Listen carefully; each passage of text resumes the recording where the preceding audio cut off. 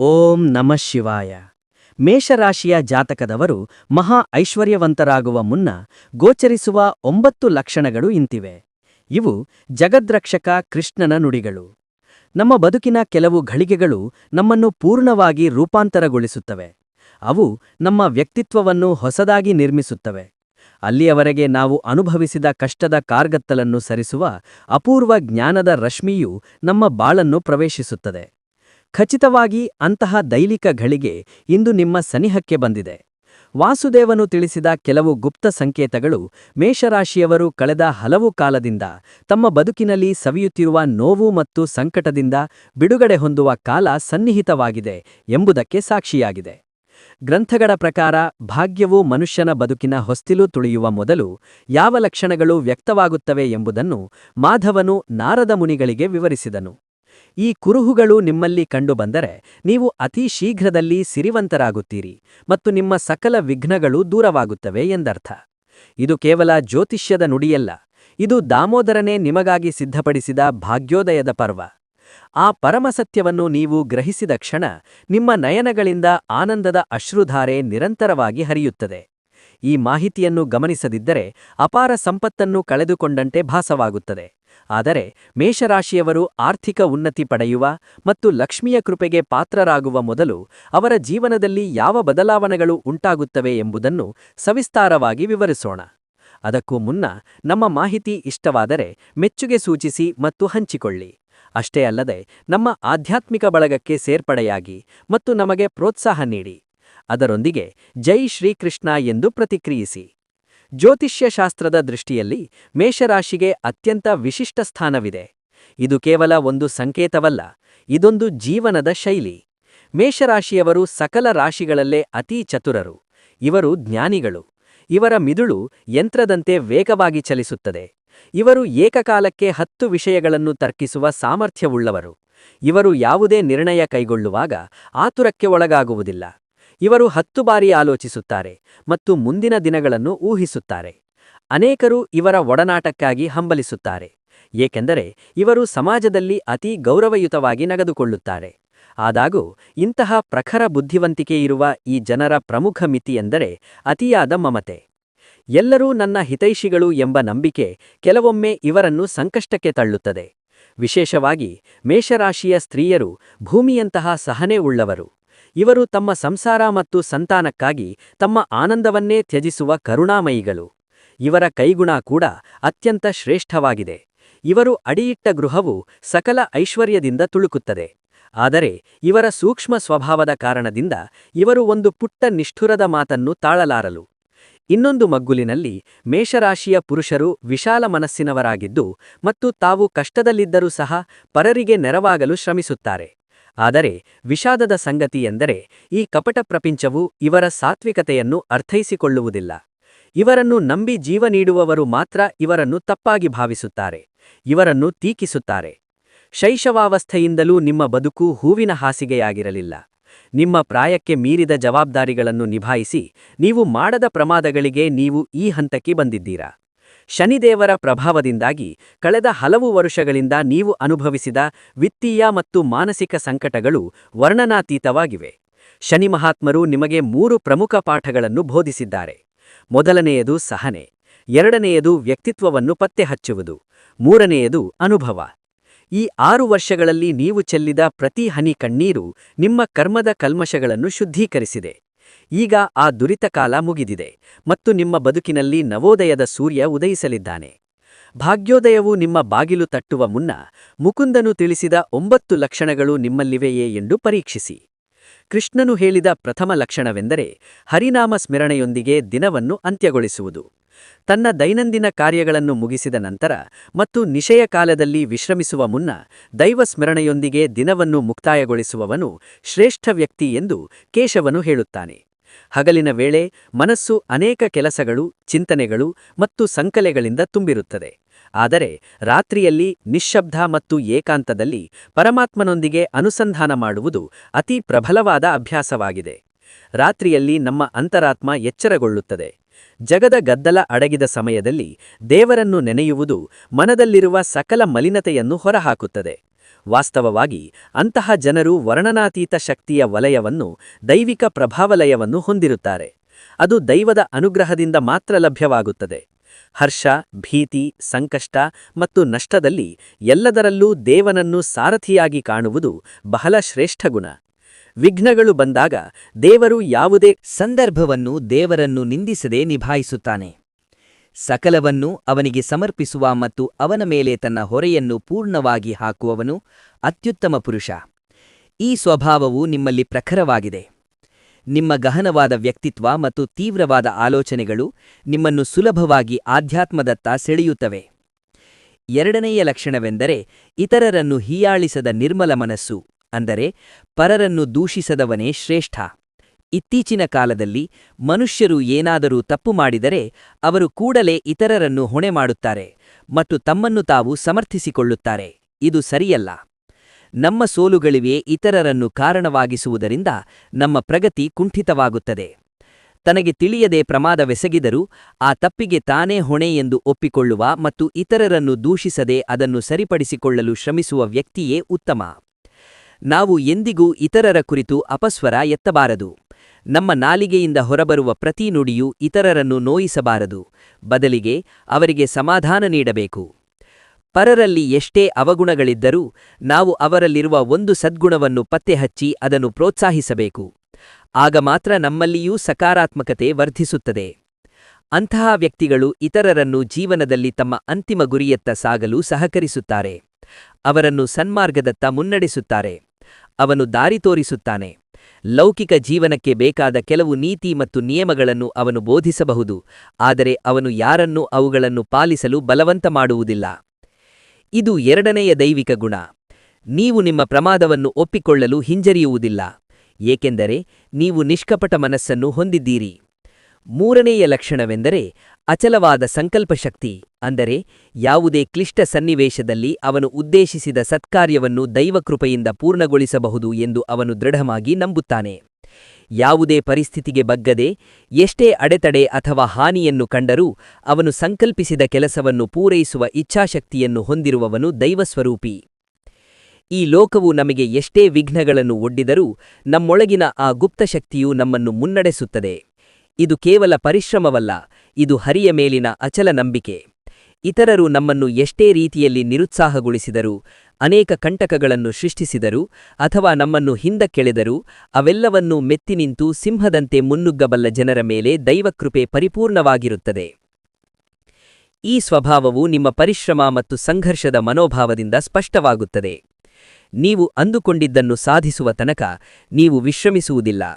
ನಿಮ್ಮ ದೃಢ ನಿರ್ಧಾರದ ಮುಂದೆ ಸಮಸ್ಯೆ ಎಷ್ಟೇ ಕಠಿಣವಾಗಿದ್ದರೂ ಅದು ತೃಣಕ್ಕೆ ಸಮಾನವಾಗಿರುತ್ತದೆ. ನಾಲ್ಕನೆಯ ಲಕ್ಷಣವೆಂದರೆ ನಿಸ್ವಾರ್ಥ ಸೇವೆಯ ಸ್ವಭಾವ, ಅಂದರೆ ಸದಾ ನಿಮ್ಮ ಸಮಯ ಮತ್ತು ಐಶ್ವರ್ಯವನ್ನು ಸತ್ಕಾರ್ಯಗಳಲ್ಲಿ ವಿನಿಯೋಗಿಸುವುದು, ಅಸಹಾಯಕರಿಗೆ ನೆರವಾಗುವುದು, ನಿರ್ಗತಿಕರಿಗೆ ಶಕ್ಯಾನುಸಾರ ಸಹಾಯ ಮಾಡುವುದು, ದೀನರಿಗೆ ನಿಮ್ಮ ಸಾಮರ್ಥ್ಯಕ್ಕೆ ತಕ್ಕಂತೆ ನೆರವು ನೀಡುವುದು, ಸಂಕಷ್ಟದಲ್ಲಿರುವವರಿಗೆ ಆಸರೆಯಾಗುವುದು, ಎಂದಿಗೂ ಯಾರನ್ನೂ ಪರಿಹಸಿಸದಿರುವುದು ಮತ್ತು ಯಾರನ್ನೂ ಎಂದಿಗೂ ಅವಮಾನಿಸದಿರುವುದು. ಈ ಲಕ್ಷಣ ಎಲ್ಲರಲ್ಲೂ ಗೋಚರಿಸುವುದಿಲ್ಲ. ಇದು ದೇವರ ವರ. ನಾವು ಹೊಂದಿರುವುದರಲ್ಲಿ ಒಂದು ಪಾಲನ್ನು ಇತರರೊಂದಿಗೆ ಹಂಚಿಕೊಳ್ಳುವುದರಿಂದ ಸಿಗುವ ತೃಪ್ತಿಯನ್ನು ಅದನ್ನು ಶೇಖರಿಸುವ ಮೂಲಕ ಪಡೆಯಲಾಗುವುದಿಲ್ಲ. ಜಗತ್ತಿನಲ್ಲಿ ಸ್ವಾರ್ಥ ಹೆಚ್ಚುತ್ತಿರುವ ಈ ಕಾಲದಲ್ಲಿ ಇತರರ ದಾರಿದ್ರ್ಯವನ್ನು ಕಂಡು ಮತ್ತು ಇತರರಿಗೆ ಸಹಾಯ ಮಾಡಲು ಪ್ರೇರೇಪಿಸುವ ಮೂಲಕ ಅವರನ್ನು ಅಪಮಾನಿಸದೆ ಪ್ರೀತಿಯಿಂದ ಇತರರಿಗೆ ನೆರವಾಗುವುದು ದೊಡ್ಡ ವಿಷಯ. ಪರಹಿತಕ್ಕಾಗಿ ಯೋಚಿಸುವುದು ದೈವಿಕ ಲಕ್ಷಣ. ಈ ಗುಣಗಳು ಪ್ರತಿಯೊಬ್ಬರಲ್ಲೂ ಇರುವುದಿಲ್ಲ. ಇಡೀ ಸೃಷ್ಟಿಯು ದೈವದ ಕೃಪೆಯಿಂದ ಮಾತ್ರ ಪವಿತ್ರ ಸ್ಥಳವಾಗಿದೆ ಎಂದು ಭಾವಿಸುವವರಲ್ಲಿ ಮಾತ್ರ ಇಂತಹ ಕಾರುಣ್ಯದ ಗುಣ ಕಂಡುಬರುತ್ತದೆ. ಬೇಷರತ್ತಾದ ಮಮತೆ ನಿಮ್ಮ ಮೂಲ ಗುರುತು. ನೀವು ಇತರರನ್ನು ಟೀಕಿಸುವುದಿಲ್ಲ ಅಥವಾ ನಿರ್ಣಯಿಸುವುದಿಲ್ಲ. ನಿಮ್ಮ ಅಂತರಾಳವು ಕರುಣೆಯಿಂದ ತುಂಬಿರುತ್ತದೆ. ಐದನೆಯ ಲಕ್ಷಣವೆಂದರೆ ಮುನ್ಸೂಚನೆ ತಿಳಿಯುವ ಒಳನೋಟ, ಅಂದರೆ ನೀವು ಯಾರಿಗೂ ಯಾವುದೇ ತೊಂದರೆ ಕೊಡದೆ ನಿಮ್ಮ ಸ್ವಂತ ಕಾಯಕದಿಂದ ಬದುಕುತ್ತೀರಿ. ನೀವು ಇತರರ ಧನವನ್ನು ಆಶಿಸಬಾರದು ಅಥವಾ ನಿಮ್ಮಿಂದ ಯಾರಾದರೂ ಗಳಿಸಿದ ಕೀರ್ತಿಯ ಬಗ್ಗೆ ಗರ್ವಪಡಬಾರದು. ಯಾರಿಗೂ ಯಾವುದೇ ಹಾನಿ ಮಾಡದೆ ನಿಮ್ಮ ಸ್ವಂತ ಸದ್ಗುಣ ಮತ್ತು ಗುಣಗಳನ್ನು ನೀವು ಕಾಪಾಡಿಕೊಳ್ಳಲು ಸಮರ್ಥರಾಗಿರುತ್ತೀರಿ. ನೀವು ಸ್ವತಂತ್ರವಾಗಿ ಬದುಕಬೇಕು. ಒಬ್ಬ ಮನುಷ್ಯನಿಗೆ ಭವಿಷ್ಯದಲ್ಲಿ ಏನಾದರೂ ಅಶುಭವನ್ನು ಗ್ರಹಿಸುವ ಶಕ್ತಿಯಿದ್ದರೆ ಆಗ ಅವನು ದೇವರ ಕೃಪೆಯನ್ನು ಹೊಂದಿದ್ದಾನೆ ಎಂದು ಅರಿಯಬೇಕು. ನಮ್ಮ ಅಂತರಾತ್ಮವು ಸದಾ ನಮಗೆ ದಾರಿದೀಪವಾಗಿರುತ್ತದೆ. ಏನಾದರೂ ಶುಭ ಅಥವಾ ಅಶುಭ ಸಂಭವಿಸಲಿ, ನೀವು ಅದನ್ನು ಯಾವುದಾದರೂ ರೂಪದಲ್ಲಿ ತಿಳಿದುಕೊಳ್ಳುತ್ತೀರಿ. ನಿಮ್ಮ ಮನಸ್ಸು ಯಾವುದೇ ಕಾರಣವಿಲ್ಲದೆ ಅಸ್ಥಿರಗೊಳ್ಳುತ್ತದೆ.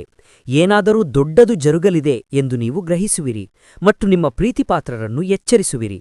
ಇದು ಒಂದು ತರಹದ ದೈವಿಕ ರಕ್ಷಣೆ. ನಿಮಗೆ ಈ ಒಳನೋಟವು ಅತ್ಯಂತ ಪ್ರಬಲವಾಗಿರುತ್ತದೆ. 6ನೆಯ ಲಕ್ಷಣವೆಂದರೆ ವಿನಯವೆಂಬ ಅಲಂಕಾರ.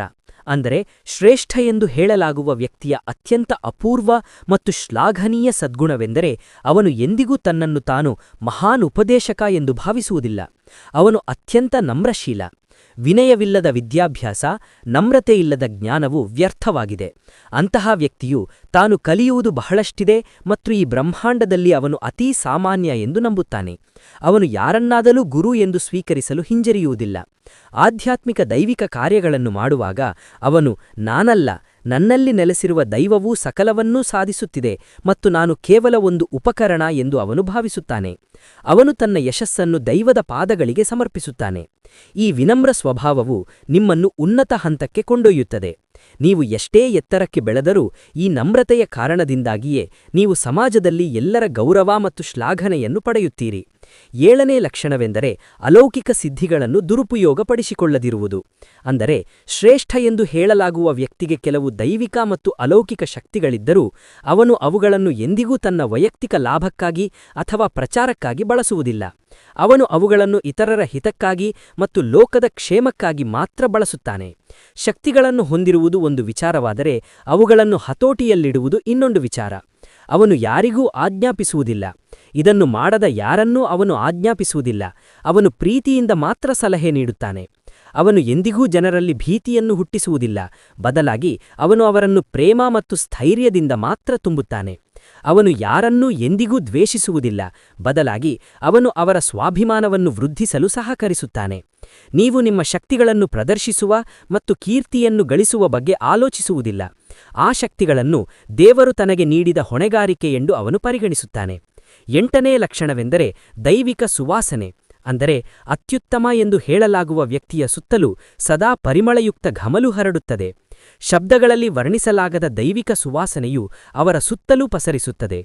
ಧೂಪದ ಘಮಲು, ಶ್ರೀಗಂಧದ ಲೇಪನ, ಕರ್ಪೂರದ ಸುಗಂಧ ಅಥವಾ ತಾಜಾ ಪುಷ್ಪಗಳ ಸುವಾಸನೆಗಳಂತಹ ಕೆಲವು ಪವಿತ್ರ ಘಮಲುಗಳು ಸದಾ ಅವರನ್ನು ಸುತ್ತುವರೆದಿರುತ್ತವೆ. ನಮ್ಮ ದೇಹವು ಆತ್ಮದ ಪ್ರತಿಬಿಂಬವಾಗಿದೆ. ಆತ್ಮವು ನಿರ್ಮಲವಾಗಿದ್ದಾಗ ದೇಹದಿಂದ ಬರುವ ಕಂಪನಗಳು ದೈವಿಕ ಸುವಾಸನೆಯನ್ನು ಸೂಸುತ್ತವೆ. ಇದು ಅವರ ಕಾಯದ ಶುದ್ಧತೆ ಮತ್ತು ಆತ್ಮದ ಪಾವಿತ್ರ್ಯತೆಗೆ ಸಾಕ್ಷಿಯಾಗಿದೆ. ಆ ಹರಿಯ ಅನುಗ್ರಹವಿದ್ದರೆ ಮಾತ್ರ ಅಂತಹ ದೈವಿಕ ಶಕ್ತಿಯ ವಲಯ ಮತ್ತು ಪರಿಮಳಯುಕ್ತ ಸುವಾಸನೆಯು ಅವರನ್ನು ಆವರಿಸಿರುತ್ತದೆ. ಇದು ಭೌತಿಕ ಸುಗಂಧವಲ್ಲ, ಇದು ಆತ್ಮದ ಸುವಾಸನೆ. ನಾವು ಅಂತಹ ವ್ಯಕ್ತಿಗಳ ಬಳಿ ಕುಳಿತರೆ ನಮಗೆ ತಿಳಿಯದೆಯೇ ನೆಮ್ಮದಿಯನ್ನು ಅನುಭವಿಸುತ್ತೇವೆ. ಮತ್ತು 9ನೇಯದು ಬ್ರಹ್ಮಮುಹೂರ್ತದಲ್ಲಿ ಜಾಗೃತಗೊಳ್ಳುವ ಲಕ್ಷಣ. ನಮ್ಮ ಸನಾತನ ಗ್ರಂಥಗಳಲ್ಲಿ ಬ್ರಹ್ಮಮುಹೂರ್ತಕ್ಕೆ ಅತೀವ ಮಹತ್ವವಿದೆ. ದೇವತೆಗಳು ಈ ಧರೆಯಲ್ಲಿ ಸಂಚರಿಸುವ ಕಾಲ ಎಂದು ಇದನ್ನು ಕರೆಯುತ್ತಾರೆ. ಇದು ದೇವಗಳ ಸಮಯ. ಆ ಕಾಲದಲ್ಲಿ ಎಚ್ಚರಗೊಳ್ಳುವುದರಿಂದ ಬುದ್ಧಿ ಚುರುಕಾಗುತ್ತದೆ. ಆ ಸಮಯದಲ್ಲಿ ಮನಸ್ಸು ಅತೀ ಪ್ರಶಾಂತವಾಗಿರುತ್ತದೆ. ಪ್ರಕೃತಿಯೂ ಸಹ ಅತ್ಯಂತ ಶಾಂತ ಸ್ವಭಾವವನ್ನು ಹೊಂದಿರುತ್ತದೆ. ಅಂತಹ ಪವಿತ್ರ ಕಾಲದಲ್ಲಿ ಎಚ್ಚರಗೊಳ್ಳುವುದು ತುಂಬಾ ಶ್ರೇಷ್ಠ ಲಕ್ಷಣ. ಸೂರ್ಯೋದಯಕ್ಕೆ ಮುನ್ನ ಎಚ್ಚರಗೊಳ್ಳುವುದು ಇಡೀ ದಿನವನ್ನು ಚೈತನ್ಯಮಯಮಾಗಿಸುತ್ತದೆ. ಬ್ರಹ್ಮಮುಹೂರ್ತದಲ್ಲಿ ಅಂದರೆ ಪ್ರಾತಃಕಾಲ 4ರಿಂದ 5:30 ನಡುವೆ ಎಚ್ಚರಗೊಂಡು ತಮ್ಮ ದೈನಿಕ ಕಾರ್ಯಗಳಲ್ಲಿ ತೊಡಗಿಸಿಕೊಳ್ಳುವವರು ಪ್ರಬಲ ದೈವಿಕ ಶಕ್ತಿಯನ್ನು ಹೊಂದಿರುತ್ತಾರೆ. ಅವರು ಸ್ವಭಾವತಃ ಶಾಂತಚಿತ್ತರು. ಅವರು ಎಂದಿಗೂ ಅನಗತ್ಯವಾಗಿ ಯಾರೊಂದಿಗೂ ವಾಗ್ವಾದ ನಡೆಸಲು ಅಥವಾ ಕಲಹವಾಡಲು ಇಚ್ಛಿಸುವುದಿಲ್ಲ. ಈ ಸಮಯದಲ್ಲಿ ಮಾಡುವ ಧ್ಯಾನ ಮತ್ತು ಪ್ರಾರ್ಥನೆಗಳು ನೇರವಾಗಿ ಪರಮಾತ್ಮನನ್ನು ತಲುಪುತ್ತವೆ. ದೈವದ ಪಾದಗಳಲ್ಲಿ ಆನಂದವನ್ನು ಕಂಡುವ ಜನರು ಶ್ರೇಷ್ಠರು. ಇತರರನ್ನು ವಂಚಿಸದೆ ತನ್ನ ಸ್ವಂತ ಕಾಯಕವನ್ನು ಮಾಡುವವನು ಮತ್ತು ತನ್ನ ಚಟುವಟಿಕೆಗಳನ್ನು ಅಚ್ಚುಕಟ್ಟಾಗಿ ನಿರ್ವಹಿಸುವವನು ಅತ್ಯುತ್ತಮ ಎಂದು ಹೇಳಲಾಗಿದೆ. ಈ 9 ಲಕ್ಷಣಗಳನ್ನು ಹೊಂದಿರುವವರು ನಿಜವಾಗಲೂ ಪರಮಾತ್ಮ ಕೃಷ್ಣನಿಗೆ ಅತೀ ಪ್ರಿಯರು. ಅವರು ತಮ್ಮ ಜೀವನದಲ್ಲಿ ಅನೇಕ ಸಂಕಷ್ಟಗಳನ್ನು ಎದುರಿಸಿದರೂ ಅಂತಿಮವಾಗಿ ವಿಜಯವು ಅವರನ್ನೇ ಅರಸಿ ಬರುತ್ತದೆ. ದೇವರು ಅವರನ್ನು ಎಂದಿಗೂ ಏಕಾಂಗಿಯಾಗಿ ಬಿಡುವುದಿಲ್ಲ. ಈ 9 ಗುಣಗಳು ನಿಮ್ಮಲ್ಲಿವೆಯೇ ಎಂದು ಪರೀಕ್ಷಿಸಿಕೊಳ್ಳಿ. ಈ ಲಕ್ಷಣಗಳು ನಿಮ್ಮಲ್ಲಿದೆ ಎಂದರೆ ದೈವಿಕ ಅನುಗ್ರಹವು ನಿಮ್ಮ ಮೇಲೆ ಪರಿಪೂರ್ಣವಾಗಿದೆ. ದೇವರ ಕೃಪೆ ನಿಮ್ಮ ಮೇಲಿದೆ ಎಂದು ನೀವು ಗಮನಿಸಿದರೆ ನಿಮ್ಮ ಭವಿಷ್ಯವು ಅತೀ ಉಜ್ವಲವಾಗಿರುತ್ತದೆ. ಪರಮಾತ್ಮನಾದ ಕೃಷ್ಣನ ಅನುಕಂಪದಿಂದಾಗಿ ನಿಮ್ಮ ಸಕಲ ಕಷ್ಟಗಳು ನಿವಾರಣೆಯಾಗುತ್ತವೆ ಮತ್ತು ನೀವು ಹರ್ಷ ಮತ್ತು ನೆಮ್ಮದಿಯಿಂದ ಅಭಿವೃದ್ಧಿಯಾಗುತ್ತೀರಿ. ಈ ಗುಣಗಳನ್ನು ಹೊಂದಿರುವ ಜನರಿಗೆ ಸಮಾಜದಲ್ಲಿ ಗೌರವವಿದೆ. ಅವರ ನುಡಿಗಳಿಗೆ ಸಮಾಜದಲ್ಲಿ ಮೌಲ್ಯವಿದೆ. ಅವರನ್ನು ಕಂಡು 10 ಜನ ಸ್ಫೂರ್ತಿ ಪಡೆಯುತ್ತಾರೆ. ಹಾಗಾಗಿ ಈ ದೈವಿಕ ಗುಣಗಳನ್ನು ಇಟ್ಟುಕೊಂಡು ಮುನ್ನಡೆಯಿರಿ. ನಿಮ್ಮ ಬದುಕಿನಲ್ಲಿ ಪವಾಡಗಳು ನಡೆಯಲಿವೆ. ನಿಮ್ಮ ಜೀವನದಲ್ಲಿ ಆಗುವ ಈ ಸ್ಥಿತ್ಯಂತರಗಳು ಭೌತಿಕ ಮಾತ್ರವಲ್ಲ, ಆಧ್ಯಾತ್ಮಿಕವಾಗಿಯೂ ನಿಮ್ಮನ್ನು ಉನ್ನತ ಸ್ಥಾನದಲ್ಲಿರಿಸುತ್ತವೆ. ಭೂತಕಾಲದ ಬಗ್ಗೆ ಕೊರಗಬೇಡಿ. ನಿಮಗೆ ಸಂಭವಿಸಿದ ಸಕಲ ಅನ್ಯಾಯಗಳನ್ನು ದೇವರು ಸರಿಪಡಿಸುತ್ತಾನೆ. ನಿಮ್ಮ ಧರ್ಮವನ್ನು ಪಾಲಿಸಿ. ನಿಮ್ಮ ಸಂಕಲ್ಪವನ್ನು ದೃಢವಾಗಿಡಿ. ನಿಮ್ಮಲ್ಲಿ ಆ ಸೇವಾಭಾವ ಮತ್ತು ನಮ್ರತೆಯನ್ನು ಎಂದಿಗೂ ಕಳೆದುಕೊಳ್ಳಬೇಡಿ. ಆಗ ಮಾತ್ರ ನೀವು ಈ ಜಗತ್ತಿಗೆ ದಾರಿದೀಪವಾಗುತ್ತೀರಿ. ಪ್ರತಿಯೊಬ್ಬರಿಗೂ ಯಾವುದೋ ಒಂದು ದೈವಿಕ ಗುಣವಿರುತ್ತದೆ. ನಮ್ಮ ಬದುಕಿನ ಅಂತಿಮ ಉದ್ದೇಶವು ಅದನ್ನು ಗುರುತಿಸುವುದು ಮತ್ತು ಉತ್ತಮಪಡಿಸುವುದು. ಈ ಪ್ರಪಂಚದಲ್ಲಿ ನೀವು ಮಾಡುವ ಪ್ರತಿ ಸತ್ಕಾರ್ಯವೂ 10 ಪಟ್ಟು ನಿಮಗೆ ಮರಳಿ ಬರುತ್ತದೆ. ಸಂಕಷ್ಟಗಳು ನಮ್ಮನ್ನು ಪರೀಕ್ಷಿಸಲು ಬರುತ್ತವೆ, ಆದರೆ ನಮ್ಮನ್ನು ಧ್ವಂಸಗೊಳಿಸಲಲ್ಲ. ನೀವು ಪಡೆಯುವ ಪ್ರತಿ ಅವಮಾನವೂ ನಾಳೆ ನಿಮಗೆ ಸನ್ಮಾನವಾಗುತ್ತದೆ. ನೀವು ಸುರಿಸುವ ಪ್ರತಿ ಕಣ್ಣೀರು ನಾಳೆ ಸಂತಸದ ಅಶ್ರುವಾಗುತ್ತದೆ. ಆ ವಿಶ್ವಾಸದೊಂದಿಗೆ ಮುನ್ನಡೆಯಿರಿ. ದೈವದ ಮೇಲಿನ ನಿಮ್ಮ ಭಕ್ತಿ ಮತ್ತು ನಿಮ್ಮ ಪ್ರಾಮಾಣಿಕತೆ ಸದಾ ನಿಮ್ಮ ರಕ್ಷಣೆಯಾಗಿರುತ್ತದೆ. ಆ ಪರಮಾತ್ಮನ ಕೃಪಾಶೀರ್ವಾದದಿಂದ ನಿಮ್ಮ ಸಕಲ ಕುಟುಂಬದವರು ದೀರ್ಘಾಯುಷ್ಯ, ಆರೋಗ್ಯ ಮತ್ತು ಐಶ್ವರ್ಯದೊಂದಿಗೆ ಸಮೃದ್ಧಿಯಾಗಲಿ ಎಂದು ನಾನು ಹೃತ್ಪೂರ್ವಕವಾಗಿ ಹಾರೈಸುತ್ತೇನೆ. ಈ ಮಾಹಿತಿಯಲ್ಲಿ ಹೇಳಲಾದ ವಿಚಾರಗಳು ನಿಮ್ಮ ಮನಸ್ಸನ್ನು ಸ್ಪರ್ಶಿಸಿದರೆ ದಯವಿಟ್ಟು ನಮಗೆ ಒಂದು ಸಣ್ಣ ಪ್ರೋತ್ಸಾಹ ನೀಡಿ ಮತ್ತು ನಿಮ್ಮ ಬೆಂಬಲವನ್ನು ವ್ಯಕ್ತಪಡಿಸಿ. ನಿಮ್ಮ ಒಂದು ಮೆಚ್ಚುಗೆಯೊಂದಿಗೆ ಈ ಜ್ಞಾನವು ಲಕ್ಷಾಂತರ ಜನರನ್ನು ತಲುಪುತ್ತದೆ. ಅದು ಅವರ ಬದುಕನ್ನು ಬೆಳಕಿನಿಂದ ತುಂಬುತ್ತದೆ. ನೀವು ನೀಡುವ ಆ ಪ್ರೋತ್ಸಾಹದೊಂದಿಗೆ ಈ ಮಾಹಿತಿಯು ಇನ್ನೂ ಕೆಲವು ಮಿತ್ರರನ್ನು ತಲುಪುತ್ತದೆ. ಅವರು ಶ್ರೀಕೃಷ್ಣನ ಮಾತುಗಳನ್ನು ಆಲಿಸುವ ಅವಕಾಶವನ್ನು ಸಹ ಪಡೆಯುತ್ತಾರೆ. ಭಕ್ತಿಯಿಂದ ಕಾಮೆಂಟ್ ಮಾಡಿ. ಜೈ ಶ್ರೀಕೃಷ್ಣ.